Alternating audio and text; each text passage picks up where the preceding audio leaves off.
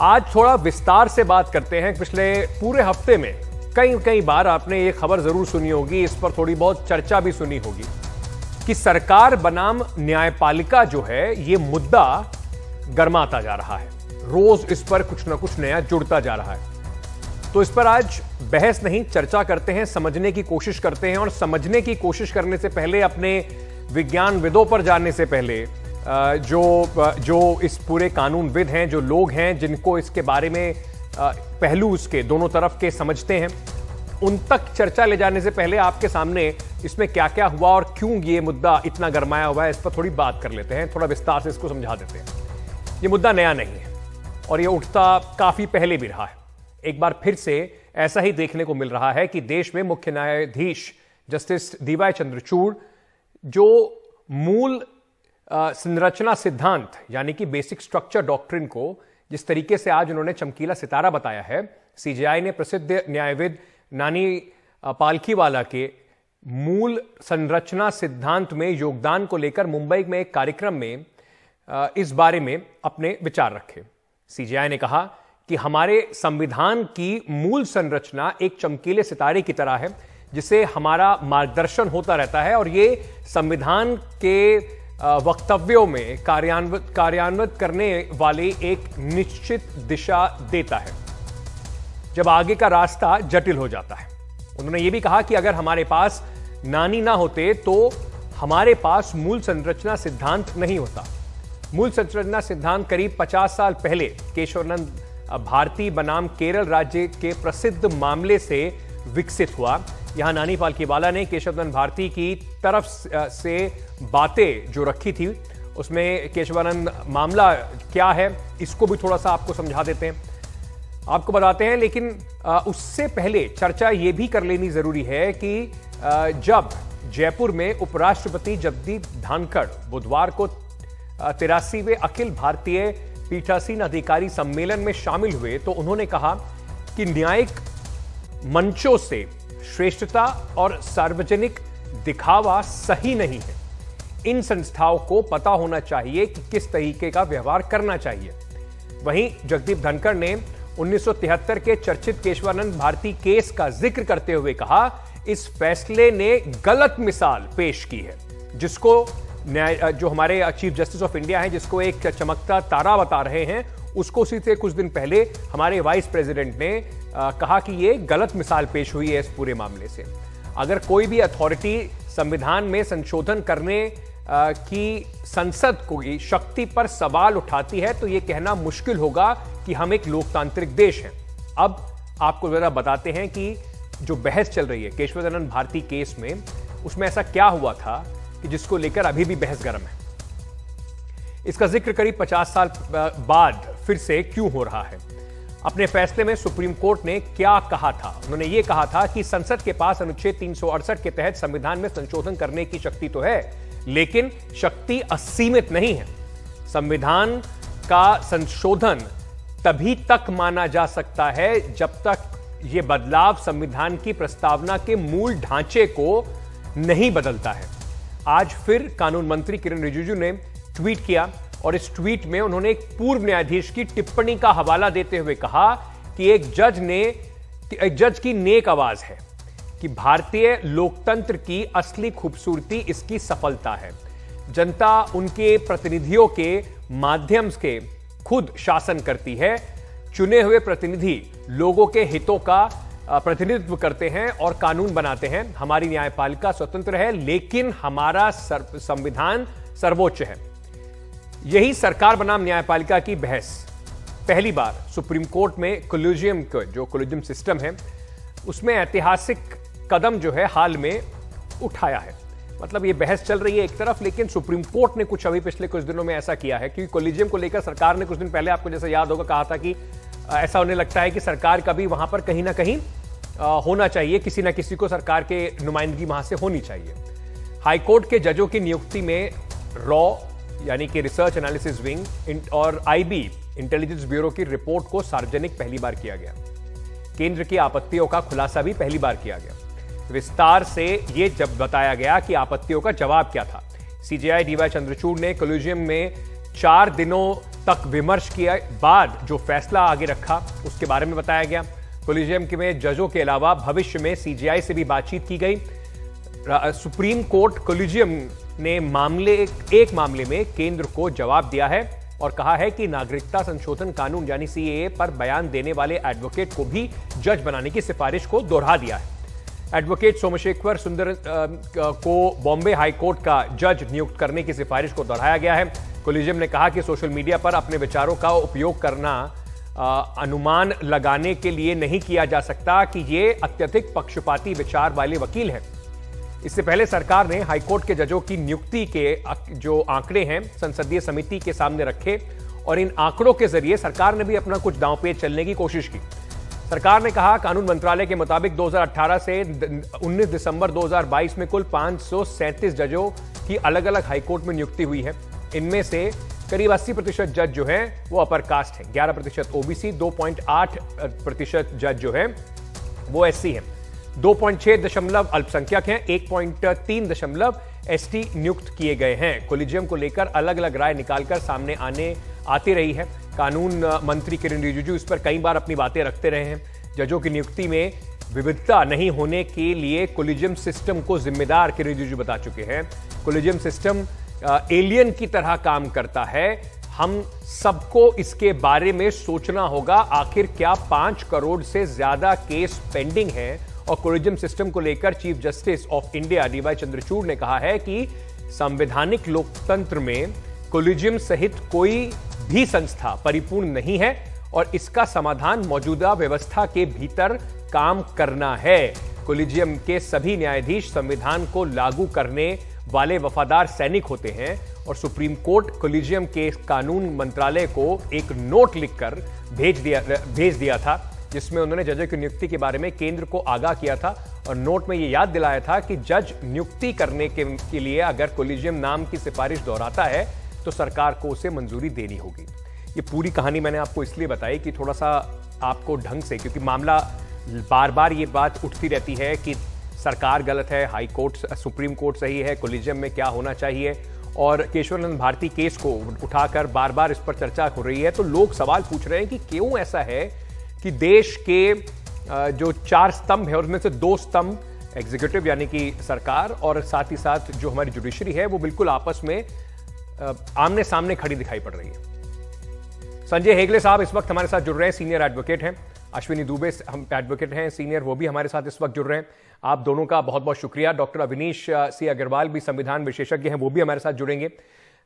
लेकिन मैं सबसे पहले संजय जी आपसे समझना चाहता हूं, ये थोड़ा सा विस्तार से मैं बताना चाह रहा था कि पिछले कुछ दिनों में क्या हुआ और किस केस को लेकर इतनी चर्चा जो है, क्यों इस बार इस तरीके से ये बार बार सामने पेश किया जा रहा है कि सरकार और जुडिशरी दोनों आमने सामने खड़े हो गए। मतभेद हैं उनमें, चाहे वो कोलिजियम सिस्टम को लेकर हो और चाहे किसकी कहां पर सीमा है उसको लेकर हो। अंकित जी, मेरी हिंदी थोड़ी कमजोर है तो अगर मैं रुक जाऊं तो अंग्रेजी में भी बोल दूंगा जी। अच्छा, तो ऐसा है कि दोनों आम सरकार और जुडिशरी के बीच भाईचारा तो नहीं हो सकता। मुझे याद है कि जब चीफ जस्टिस वेंकटाचलय की शपथ हो गई थी तब के प्रधानमंत्री नरसिम्हा राव ने अपने वेलकम भाषण में कह दिया था कि एक जुडिशरी और एग्जीक्यूटिव के बीच में कॉर्डियल रिलेशनशिप होना चाहिए। तभी चीफ जस्टिस वेंकटाचलय ने टोक दिया था, कहा कि कभी कॉर्डियल रिलेशन नहीं होता है, प्रॉपर रिलेशन होता है। दोनों संविधान के 2 अंग है। अगर सरकार एक्सेलरेटर है तो जुडिशरी एक ब्रेक की तरह काम करता है ताकि वाहन अपने पहियों से आगे ना निकल जाए। तो सवाल यह है कि आज अब सरकार को क्या चाहिए? सरकार ये चाहती है कि जुडिशरी में भी ऐसे लोग हो जो सिर्फ सरकार की गुण गाए। अब आपने 4 स्तंभों का ब्यौरा दिया। 4 नहीं 3 स्तंभ होते हैं। चौथा स्तंभ होता है मीडिया। अब आप मीडिया और जुडिशरी की तुलना कीजिएगा। आज आपके मीडिया में कौन ऐसा है जो सरकार के खिलाफ खड़ा रह के मेन स्ट्रीम मीडिया में चल सकता है? जो मीडिया में हुआ वो अभी जुडिशरी में भी होने वाला है। वैसे लोगों का मानना है कि सिर्फ सरकार के गुण गाने वाले उनकी आवाज सुनी जाएगी जी। और जो जज बैठे हैं, अगर वो सरकार के खिलाफ कोई जजमेंट दे या कुछ तीखे सवाल करे जी, तो शायद उनके रिटायरमेंट के बाद उनका भी हाल ठीक नहीं रहे। ऐसा एक वातावरण आ रहा है। ठीक है संजय जी, कम से कम इतना हम लोग कोशिश करते हैं, और मैं इसे पर्सनली अपने लिए, आपने मीडिया के बारे में कहा, पर्सनली अपने लिए, अपने नेटवर्क के लिए कोई टिप्पणी नहीं मान रहा हूं, लेकिन कोशिश यही रहती है कि जिससे सवाल पूछे जाएं उससे पूछे जाना चाहिए। यही हमारा काम है और सभी का काम ऐसा होना चाहिए। लेकिन अश्विनी दुबे जी, मैं आपसे समझना चाहता हूं, क्योंकि एक इमेज इस तरह की बन रही है लगातार, चाहे वाइस प्रेसिडेंट साहब का वक्तव्य हो, जिन्होंने बिल्कुल जो बेसिक स्ट्रक्चर है उसको, ऐसा कुछ लोग देख रहे हैं कि जो अब तक की हमारी कॉन्स्टिट्यूशनल डॉक्ट्रिन है उसी के ऊपर उन्होंने एक तरीके से सवाल खड़ा कर दिया है, और चाहे रिजिजू साहब के एक के बाद एक इस तरीके से बयान हो, तो ऐसा माहौल क्यों बन रहा है जिसमें लोग ये सवाल उठा रहे हैं कि सरकार को लगता है कि आर्म ट्विस्ट करा जाए जुडिशरी को? देखिए अंकित जी, सबसे पहले तो एडमिटेड पोजीशन ये है, उस मुद्दे पर आने से पहले मैं कहूंगा कि 1973 तक एक कंसेंसस होता था गवर्नमेंट के बीच में और चीफ जस्टिस ऑफ इंडिया के बीच में जुडिशियरी में अपॉइंटमेंट के लिए, खासतौर से हाई कोर्ट और सुप्रीम कोर्ट के जजेस के लिए। फर्स्ट जजेस केस आया Ankit ji, let's do not make it कि गवर्नमेंट क्या कर रही है, सरकार क्या कर रही है, और संजय जी ने जो कहा उसके मैं बियॉन्ड जो लीगल पोजीशन है। 1982 में जब केस आया तो वो जब एसपी गुप्ता केस में सुप्रीम कोर्ट ने कहा कि कंसल्टेशन का मतलब कॉन्करेंस नहीं होता जजेस के अपॉइंटमेंट में। फिर 1993 में भी supreme court advocate on record association के केस में सुप्रीम कोर्ट ने पिछले वर्डिक्ट को ओवर रूल कर दिया और कंसल्टेशन और कॉन्करेंस को कहा कि ये बाइंडिंग प्रेसिडेंट ऑफ इंडिया के होगा, consultation chief justice of India का। उसके बाद कॉलेजियन सिस्टम अब तक निर्बाध गति से चलता आ रहा है। अभी की स्थिति में कॉलेजियम भी लॉ ऑफ लैंड है। जजेस का अपॉइंटमेंट कॉलेजियम सिस्टम से इसलिए अभी होना चाहिए, और कोई भी बात का भी कोई मायने नहीं है, क्योंकि अभी कोई ऐसा लेजिस्लेशन पार्लियामेंट के सामने नहीं है, ना तो टेबल्ड है और ना ही वो इंप्लीमेंटेशन के लिए आया है। तो यानी जो अपॉइंटमेंट है लार्जर इंटरेस्ट में कॉलेजियम सिस्टम के थ्रू होना चाहिए। पॉइंट 1, सेपरेशन ऑफ पावर्स की अब बात करते हैं। जुडिशियरी निश्चित तौर पर एक इंडिपेंडेंट बॉडी है, और जो ऑब्जेक्ट है हमारे कॉन्स्टिट्यूशन का बेसिक ऑब्जेक्ट, वो सेपरेशन ऑफ पावर्स की बात करता है। यानी सब कुछ इलेक्टेड रिफॉर्म्स के मुताबिक नहीं चलेगा। लोकतंत्र का मतलब सिर्फ इलेक्शन ही नहीं होता। अब आपने केशवानंद भारती को बड़े विस्तार से, दो बातें आप और थी। पहला कि मूलभूत संरचना में बदलाव नहीं किया जा सकता, बिल्कुल, संसद द्वारा परिवर्तित नहीं किया जा सकता, और लक्ष्मण रेखा तय कर दी। यानी भारतीय संविधान में जो लोकतांत्रिक आदर्श थे उस मामले में सुप्रीम कोर्ट ने कहा कि संशोधन के द्वारा भी नहीं हटाया जा सकता। अब केशवानंद भारती के केस की एप्लीकेबिलिटी कॉलेजियम सिस्टम में इसलिए नहीं है क्योंकि 1950 से 1973 तक जितने अपॉइंटमेंट्स हुए वो in consultation with the government और कंसेंसस बना चीफ जस्टिस ऑफ इंडिया के बीच। ठीक है। अब एक और सबसे बड़ा विषय जो अभी आ रहा है, जो honourable vice president of India का स्टेटमेंट है। मेरा यह कहना है कि इन सब के बीच में अकाउंटेबिलिटी, चाहे वो लेजिस्लेचर हो, चाहे वो एग्जीक्यूटिव हो, चाहे जुडिशियरी हो, सबकी जनता के लिए। अगर पेंडेंसी केसेस की खत्म नहीं होगी, जजेस का अपॉइंटमेंट अगर नहीं होगा, इसलिए बजाय इन सब बातों को लेने के अगर रिकमेंडेशंस जारी, जहां ऑब्जेक्शन है ऑब्जेक्शन करिए, बाकी अपॉइंटमेंट्स आप करिए। और लेकिन सरकार इसको जो अपने पास जो इनकी जो भेजती है या कॉलेजियम में अपने रिकमेंडेशन भेजता है उसको इतने दिन तो लटका के रखती है। शायद इसी से कुछ ना कुछ सरकार अपना संकेत देने की कोशिश कर रही है, और इस पर बल्कि तर्क टिप्पणी करते हुए कहा है कि दोबारा वापस मत भेजिए हमारे पास। तो डॉक्टर आदिश जी, मैं आपसे पूछना समझना चाहता हूं, एक संविधान विशेषज्ञ होने के नाते, ये जो जगदीप धनखड़ साहब, वाइस प्रेसिडेंट साहब का जो बयान आया, क्या जिस तरीके से ये बयान को आगे रखा गया, इस केस के बारे में बात की गई, केशवानंद भारती केस के बारे में, और उन्होंने कहा कि ये बहुत बड़ी भूल है, तो क्या इसको किस तरीके से आप देखते हैं और कहां कंफ्यूजन है? अगर बहुत सही तरीके से डिमार्केटेड हैं दोनों पावर्स, एग्जीक्यूटिव की और जुडिशरी की, तो ये जो बातें हैं, ये इस तरह की जो चर्चाएं हैं, ये क्यों उठ रही हैं? देखिए, मैं वाइस प्रेसिडेंट साहब ने जो स्टेटमेंट दिया, एज वाइस प्रेसिडेंट वो उनको नहीं देना चाहिए था, क्योंकि प्रेसिडेंट और वाइस प्रेसिडेंट ये हेड हैं हर चीज के, हमारे जुडिशरी के भी, हमारे फोर्सेस के भी, हमारे एग्जीक्यूटिव के भी। उनको इस तरीके का बयान देना शोभा नहीं करता। हमारे लॉ मिनिस्टर कहें, हमारे प्राइम मिनिस्टर कहें, हमारा अटॉर्नी जनरल बोले, वो एक अलग बात है, परंतु ये बात, जो कानून आज, चाहे वो सुप्रीम कोर्ट के जजमेंट से बना है ये प्रोसीजर, वो आज एग्जिस्ट करता है। ये मैं लॉ मिनिस्टर ने जो एक लेटर लिखा, उस चीज को मैं सही मानता हूं कि उन्होंने जुडिशरी को कहा कि हमारा भी एक रिप्रेजेंटेटिव आपके कॉलेजियम में होना चाहिए जी। ये उन्होंने एक डिमांड रखी। वो उनका डिमांड रखना जायज है, क्योंकि सरकार के ही सुप्रीम कोर्ट और हाई कोर्ट, ये जब अपॉइंटमेंट सरकार के द्वारा होता है, प्रेसिडेंट ऑफ इंडिया के द्वारा होता है, चाहे प्रोसेस, चाहे कॉलेजियम हाई कोर्ट के लिए हाई कोर्ट के कॉलेजियम रिकमेंड करता है और का कॉलेजियम करता है, परंतु अल्टीमेटली गवर्नमेंट ऑफ इंडिया का है, तो उसके अंदर एक गवर्नमेंट ऑफ इंडिया का रिप्रेजेंटेटिव कॉलेजियम में भी होना चाहिए। संजय हेगड़े जी, क्या इससे पारदर्शिता बढ़ेगी? क्योंकि एक तरफ जहां पर यह आर्गुमेंट दिया जा रहा है कि जो सिस्टम है ये दुनिया में देखिए और कहीं इस तरीके का सिस्टम नहीं है कि इतना क्लोज सिस्टम हो जजेस के अपॉइंटमेंट का, कोलिजियम सिस्टम के द्वारा बस खुद ही जजेस ही तय कर लें कि किसको आगे और कौन जज बनेगा। इसका एक एग्जाम्पल, जो अलग अलग कम्युनिटीज से, कास्ट से लोग जजेस बनते हैं, उसको उदाहरण देते हुए सरकार ने सामने भी रखा। तो इसमें ऑब्जेक्शन क्या है कि अगर सरकार की तरफ से, मतलब केंद्र सरकार की तरफ से सुप्रीम कोर्ट के जजेस के लिए और हाई कोर्ट के जजेस के लिए अगर राज्य सरकारों की तरफ से नुमाइंदगी वहां पर हो जाए, तो अगर कोर्ट ये कहे कि अब बहुत सा लिटिगेशन जो होता है वो सरकार के पॉलिसीज के तहत होता है, उसके इंटरप्रिटेशन में होता है, तो आप जब कैबिनेट में बैठे तो एक जज को भी बिठा दीजिएगा ताकि ये प्रॉब्लम ना आ जाए।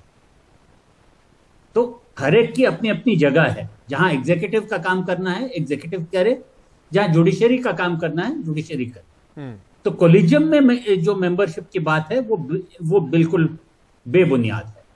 हाँ, अगर सरकार ये कहती है कि साहब सिर्फ आप आप ही नाम मत चुनिएगा, हम भी अलग से आपको नाम के लिस्ट भेजेंगे, उसको भी आप कंसिडर कर लीजिएगा। वो अपनी जगह, कोलिजियम अपनी जगह, तो उसमें कोई आपत्ति मुझे नहीं दिखती है। तो मतलब सरकार अगर रिकमेंड करना चाहे नाम, तो सरकार रिकमेंड कर सकती है कोलिजियम को।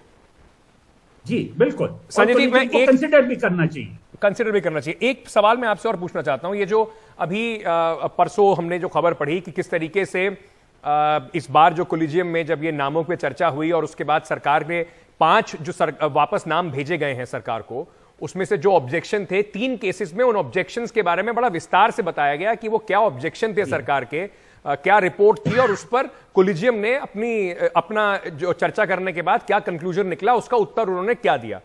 सवाल ये उठ रहा है कि अगर ये ट्रांसपेरेंसी के तौर पर देखा जाए तो ऐसा क्यों किया गया कि सिर्फ 3 में ही बात की गई, 5 में क्यों नहीं? इसको एक प्रेसिडेंस बना दिया जाए कि जो भी इस तरीके से डिस्कशंस होंगे उसको कोलिजियम की तरह, जैसे अभी 3 में रखा गया है, कोलिजियम हर केस का सामने जनता के रखेगा। देखिए, बहुत से केसेस अनकंट्रोवर्शियल होते हैं, कोई रिकमेंडेशन आ जाता है, हाई कोर्ट में 3 जज उसे पास कर लेते हैं, फिर सुप्रीम कोर्ट में आ जाता है, सुप्रीम कोर्ट में भी 3 जज पास कर लेते हैं और सरकार को भेज देते हैं। जहां विवाद आता है, जहां सरकार ये कहती है कि फलाना रीजन के लिए हम नहीं चाहते हैं कि ये सब जज बने, तब अगर वो बेबुनियाद बातें हैं या वो रेलेवेंट बातें नहीं हो, और अगर रीआइट्रेशन करने के बाद भी उनकी अपॉइंटमेंट नहीं होती है, फाइल वापस भेजा जाता है, तो पूरे रीजंस के साथ इस केस में इन्होंने कोलिजियम ने तीसरी बार एक केस में रीआइट्रेट कर दिया जी नहीं, ये ऑब्जेक्शन बेबुनियाद है। मैं एक उदाहरण और देना चाहता हूं। बहुत समय पहले एक साहब थे जो पीते नहीं थे, पर उनके दोस्त सब पीते थे, तो उनके दोस्तों ने उनके ग्रुप में उनका नाम पियक्कड़ रख दिया था, जो पीने वाले नहीं थे उस आदमी को, और उनका नाम गया जज के लिए। आईबी रिपोर्ट आ गई, सर ये तो पियक्कड़ है, इनको तो जज नहीं बनाना है।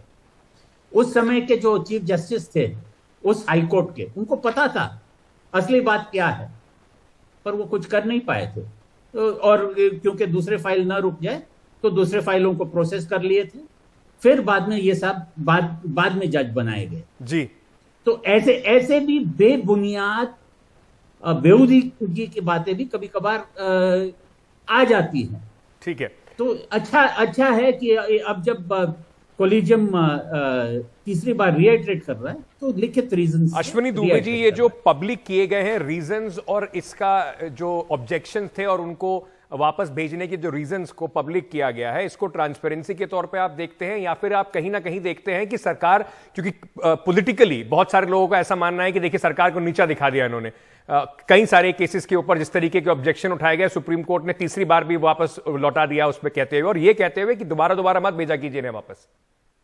देखिए, सरकार को या जुडिशरी को नीचा दिखाने वाली बात है। सरकार ने जिस बात पर ऑब्जेक्शन लगाया, जैसे सौरभ कृपाल जी का अपॉइंटमेंट, सौरभ कृपाल जी के अपॉइंटमेंट की जहां बात है और कॉलेज जिस बात पर ऑब्जेक्शन लगी उसको सुप्रीम कोर्ट ने उन ऑब्जेक्शन, क्योंकि एकेडमिक्स में सौरभ कृपाल जी कहीं प्रॉब्लम नहीं है, उनकी इंटीग्रिटी में, उनके नॉलेज में, उनके कोर्ट के कंडक्ट में। देखिए, दो बातें यहां समझना होगा। एनजेएससी जो 2014 का जो क्वैश हुआ वो गलत अंकित जी क्यों था? क्योंकि जो दो लोगों को, नोटेबल लोगों को लिया था, वो लीगल फेटर्निटी से नहीं थे। अब जुडिशियरी में किसका लीगल एक्यूमेन क्या है, कौन कितना वर्दी है, किसकी अकाउंटेबिलिटी कितनी है, किसका कंडक्ट कैसा और इंटीग्रिटी कैसी है, और कोर्ट में कितना वो जो है इफेक्टिव है और नॉलेज कितना है, ये जजेस ही डिसाइड करेंगे, ना कि डिफरेंट फील्ड के दो जो नोटेबल पर्सनालिटीज हैं। अगर जुडिशरी मान लीजिए हमारे जो आदरणीय सीनियर है, वरिष्ठ संजय हेगड़े जी जैसे लोग आए नोटेबल पर्सनालिटीज में, वो लोग एक्यूमेन को जज कर सकते हैं। लेकिन अगर आप मान लीजिए कि किसी ऐसे रिसर्च विंग के किसी अध्यक्ष को बिठा दीजिए, किसी सामाजिक कार्यकर्ता को जिसको लॉ का नॉलेज नहीं है, तो वहां पर सिलेक्शन में प्रॉब्लम होगी। इसलिए वहां एक बात जो सबसे बड़ी आई है। दूसरा, विधि का शासन, केशवानंद भारती की जजमेंट भी कहती है, न्यायपालिका की स्वतंत्रता, शक्तियों के पृथक्करण का सिद्धांत, संघवाद, धर्मनिरपेक्षता, ये सब बातें केशवानंद भारती जजमेंट करती है, संविधान का मूल ऑब्जेक्ट भी है।